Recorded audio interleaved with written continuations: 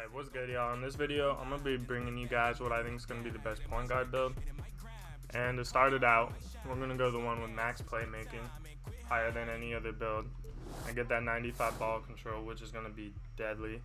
I'm going to go max speed. Obviously, I'm a point guard. I want to be faster than anyone on the court, and I want it to show. And so with the way the badges work this year, if you guys don't already know, the more attributes I spend in finishing, the more badges I get there.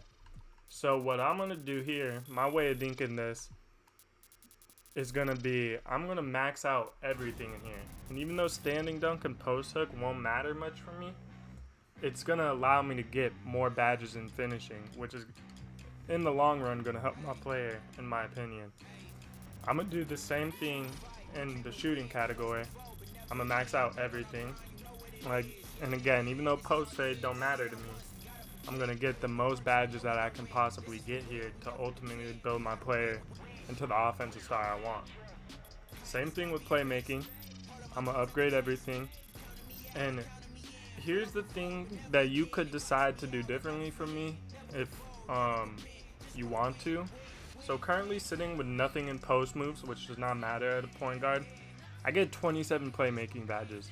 But the way I want to build my dude, I want to max that post moves because I want to get 30 playmaking badges. But I'm going to only upgrade my post moves, so I'm not going to max it, my fault. I'm only going to upgrade it until that playmaking hits 30 badges because that's as high as you can go right there. You can't go to 31. So I'm going to go to where it's at 30. And then with 56 upgrade points remaining, I'm going to max my lateral quickness. I'm going to max my steal. Actually, I don't know if I'm going to max my steal. I think I'm going to keep my steal around a 60 and then put the rest of the points in perimeter defense. That's what I'm thinking. So from there, your body shape doesn't affect any of your attributes. It's just all physical. And what I'm thinking for here is going 6'5". And if you look at the attributes, you can see why. So my speed and excel, none of my physicals are affected by this except my vertical and strength. My strength actually goes up, my vertical goes down 1.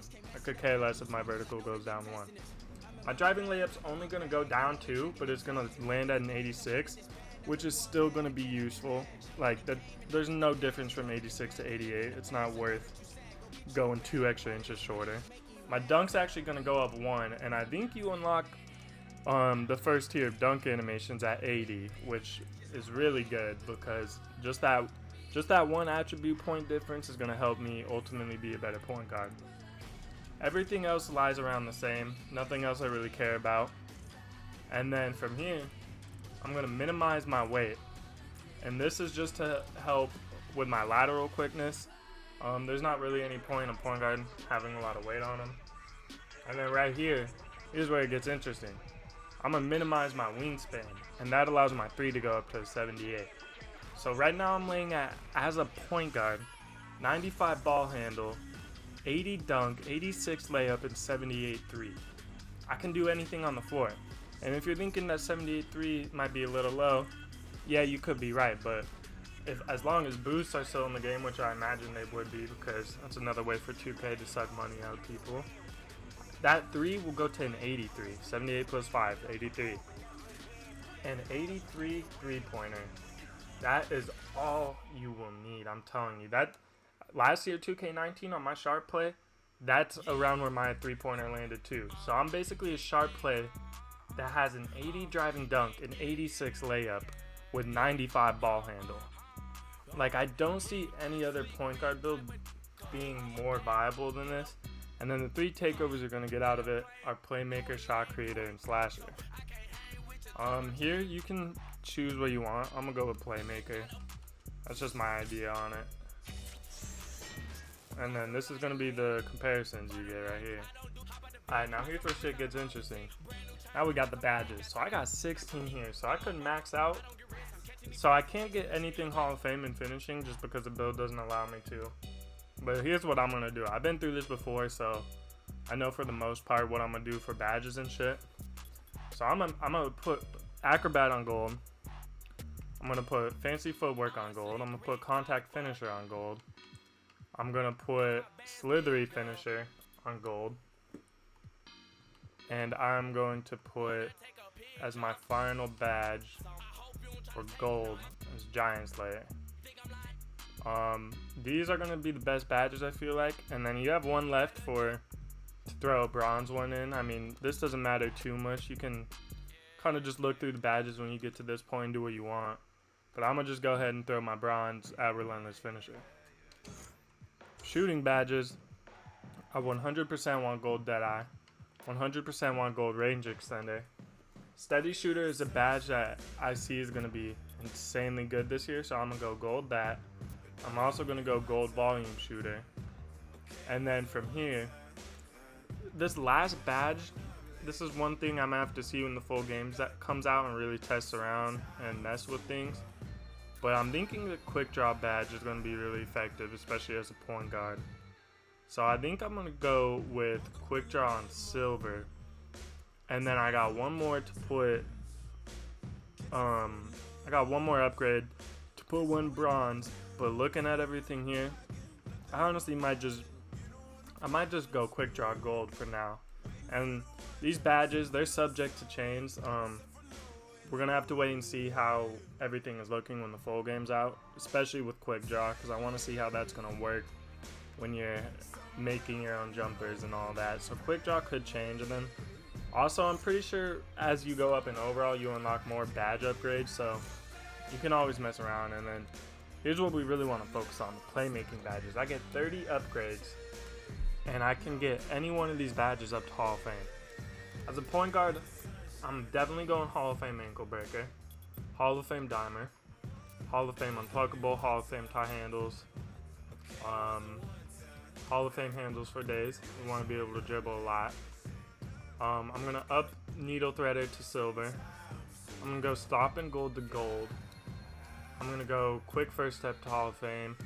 And then I got one more badge I can do. And like I said, this is where people can change up how they want their dude to be a little. This is all just my opinion. Trying to help people out, give people an idea of a build. But I'm going to go ahead from right here and just put Gold Needle Threader.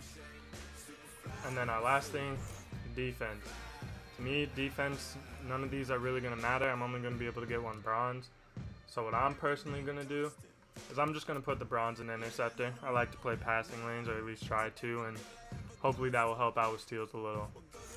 And that's going to be my final build. I'm going to end up with 5 gold finishing badges, 1 bronze, 5 gold shooting badges, 6 Hall of Fame playmaking badges and 2 gold, and then 1 bronze defensive badge.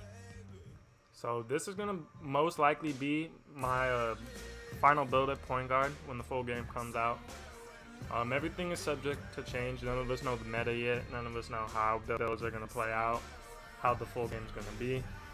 But this is what I'm thinking is going to be the best point guard build for 2K20. And I think it's going to hold its own, especially in the shooting area. Like the other option at point guard that I think is viable is the one that's like split even with playmaking and shooting. Like the ball control's an 88 and the 3 balls like an 84. That's the only other build at point guard I think is really going to be useful.